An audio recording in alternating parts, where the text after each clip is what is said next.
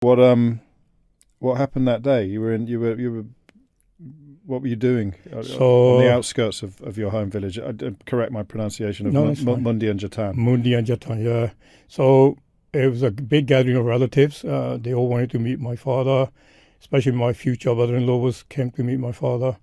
And then me and my future brother-in-law and my father, let's walk in the fields just outside. It's all green around the village for miles. Mm. We got about half a mile outside the village, and he's holding my hand, and he just collapsed. I remember this electric running through me. I didn't know what was happening.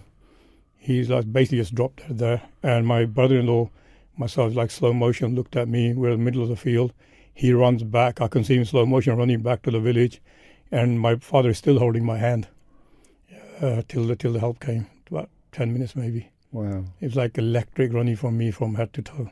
He couldn't speak or anything like that? Nope. It was just, I didn't know what was happening. He just, I was so young. I was like, what the hell? Right. Like, what's going on here? My whole thought process just froze. I just remember this electric current, and I was like totally frozen, disabled. It was a long 10 minutes, by the I way. bet it was. Endless. Yep. And then you had to deal with your mother's grief? Others, then everyone had to come, the relatives. They all came for the funeral, and we had to wait for my brother to come from the UK, the older brother.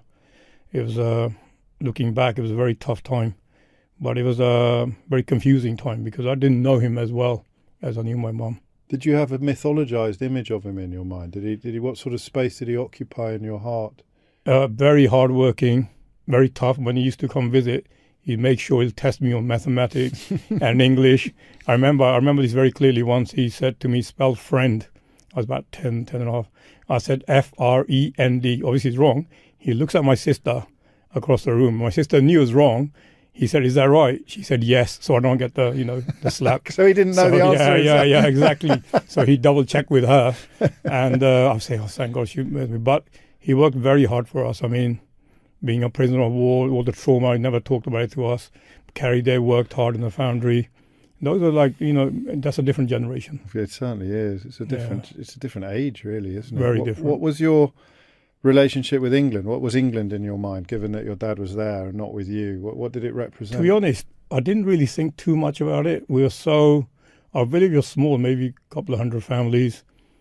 Very friendly, very very amazing village, amazing upbringing. Not all Sikh families. No. That's the thing. So when my mum would come for a month at a time every year, we had a quarter of our village was Muslim. So when people here start talking bad about something, I tell them, I say, look, what's your next word? You know what we do work-wise. And also, my second mother was Muslim. She raised us. When my mum was away, we called her Auntie Dolto. And so she was our basically guardian angel as well. She looked after us so much. So our village was Hindu, Muslim, Sikh, and I didn't understand. There was no differences. I remember when Eid would come, everybody the few days before got new clothes, even we did. And then we all celebrate. Every occasion celebrate. I only when I came here, I started looking at the hatred. But there, it was we're so busy trying to fill our bellies. I think here we got bellies full and empty brains. So we need to, always think of something to do, even if it's negative. So what did England mean? England meant a complete turnaround from being like, me and my friend Charanjit Singh Channi. He was killed by the police in 89 in a fake encounter, as it was a lot of young Sikhs were killed in Punjab from 84 to 92.